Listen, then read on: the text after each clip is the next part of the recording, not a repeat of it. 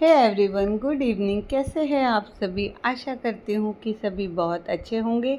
मेरा नाम है सुनीता और मेरे आज के ब्लॉग में आपका स्वागत है। तो रोज़ की तरह आज की भी मेरी सुबह की शुरुआत हो गई थी मेरे घर के किचन से, और मैं बना रही हूँ आलू की कतली और रोटी, यानी आलू की सब्ज़ी और रोटी अपने बेटे के टिफ़िन के लिए और साथ में मम्मी के ब्रेकफास्ट और लंच के लिए। क्योंकि आज एकादशी है तो हमारे यहाँ पे चावल नहीं खाएंगे और मेरा तो व्रत है, इसीलिए मैं सुबह में ही रोटी सब्ज़ी बना लेती हूँ। अपने लिए तो मैं साबूदाना भिगा लूँगी और साबूदाने की खिचड़ी खाने वाली हूँ। तो फटाफट से मैंने आलू को छील लिया और 3-4 आलू लिए थे मैंने, और उनको बारीक बारीक चिप्स की तरह काट लिया। 2-3 पानी से धो लिया ताकि स्टार्च निकल जाए।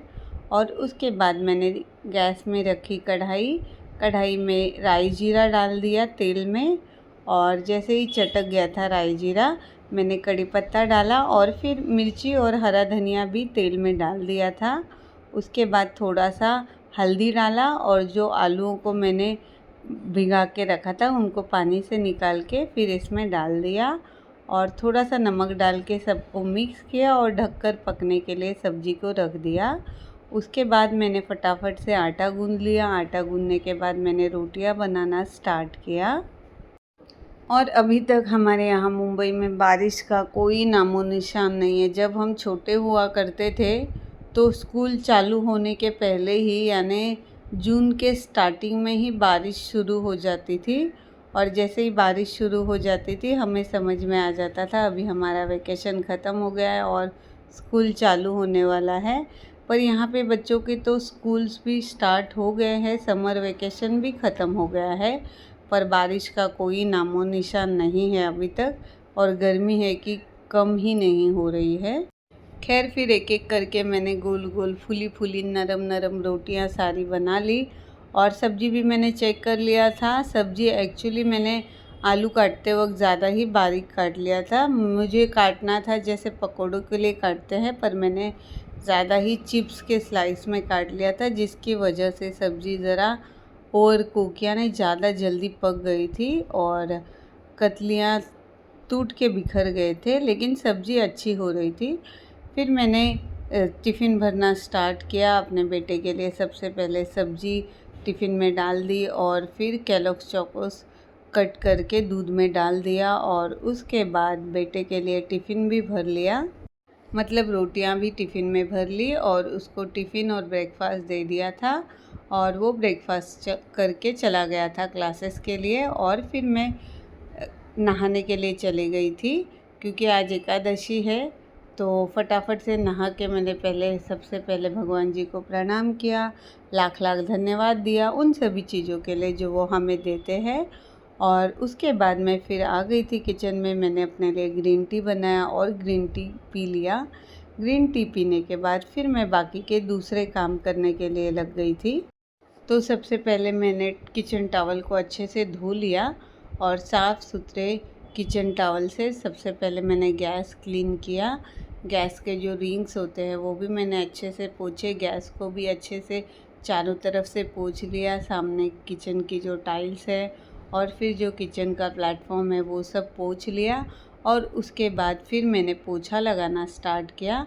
झाड़ू मेरी मम्मी ने लगा दिया था और अभी तुरंत ही झाड़ू लगाया था, इस वजह से मैंने सोचा कि आज मॉप से पोछा लगा लेती हूँ। मॉप से जब पोछा लगाते हैं तो समय बहुत बच जाता है, वजह इसकी कि हाथ से पोछा लगाने से क्या होता है कि समय भी और मेहनत भी ज़्यादा लगती है। तो मैंने फटाफट से आज मॉप से ही पोछा लगाया। सबसे पहले मैंने किचन में पोछा लगाया, और उसके बाद मैंने बेडरूम में पोछा लगाया, फिर मैंने हॉल में पोछा लगा लिया, और उसके बाद मैंने बालकनी भी अच्छे से धो ली थी। बालकनी का शूट मैंने नहीं किया क्योंकि बालकनी में जब पानी डालती हूँ ना धोने के लिए, तो ये जो ट्राइपॉड है ये भी नीचे से भीग जाता है, इसकी वजह से मैंने बाहर आज नहीं लिया था ट्राइपॉड। और फिर पोछा लगाने के बाद मैंने देखा कि आज क्या पहनना है, तो मुझे पता चला मैंने आज कपड़े तो इस्त्री कराए ही नहीं है। तो फटाक से मैंने एक कुर्ती ले ली और उसको प्रेस करने लग गई। ये जो कपड़ा है ये मुझे पता नहीं चल रहा था कि कौन सा है, तो कभी मैं इस्त्री का जो बटन है वो स्लो में रख रही थी, कभी फास्ट कर रही थी। क्योंकि मुझे कपड़ों के बारे में ज़्यादा समझ में नहीं आता है, तो ज़्यादा रिस्क ना लेते हुए कभी स्लो कभी फास्ट करते हुए मैंने अपने एक कुर्ती को प्रेस कर लिया। और प्रेस करने के बाद फिर मैं रेडी होने लग गई थी। और फिर जादू करते हुए, मतलब एडिटिंग का कमाल करते हुए, मैं झटपट से रेडी हो गई। रेडी होने के बाद मैं नीचे चले गई थी। मुझे खिलाना था स्ट्रीट कैट्स और डॉग्स को खाना। जितना पॉसिबल हो सके मैं ये काम डेली करती हूँ। तो नीचे आने के बाद देखा तो सारे कैट्स मेरा इंतज़ार कर रहे थे। फटाफट से मैंने कैट्स और डॉग्स को खाना खिलाया और उसके बाद मैं गन्ने का जूस लेके घर आ गई थी। क्योंकि आज एकादशी है, व्रत है, तो वैसे भी मैं ब्रेकफास्ट में सिर्फ फ्रूट्स ही खाती हूँ, पर आज घर में कुछ फ्रूट था भी नहीं। तो गन्ने का जूस लाया। गन्ने का जूस पीने के बाद फिर मैं निकल गई थी ऑफिस के लिए। और 2 बजे मैं घर आई तो मेरी साबूदाने की खिचड़ी मम्मी ने ऑलरेडी बना के रख ली थी। क्योंकि मैंने साबूदाना सुबह भिगा दिया था और मूंगफली यानी शेंगदाने को भी ड्राई रोस्ट करके रख लिया था। और मैंने सोचा था आके बनाऊंगी गरम गरम और गरम गरम खा लूँगी। पर मम्मी को लगा होगा कि मुझे बहुत भूख लग गई होगी, इसीलिए मम्मी ने खुद ही बनाकर रेडी कर लिया था। और जिस वक्त मैं घर आई ये गरम गरम ही था, यानी तुरंत ही मम्मी ने बनाया था। तो मैंने फटाफट से साबूदाने की खिचड़ी अपने लिए सर्व कर ली। और क्योंकि ये साबूदाना सुबह ही भिगा लिया था तो काफ़ी सॉफ्ट भी दिख रहा था देखने में। साबूदाने की खिचड़ी लेकर मैं बाहर आ गई और टीवी देखते हुए मज़े से मैंने साबूदाने की खिचड़ी का आनंद लिया। जब मैं छोटी थी ना, तो मैंने जब फर्स्ट टाइम मैं 10th स्टैंडर्ड में पढ़ती थी शायद, या फिर हाँ 9th में पढ़ती थी शायद।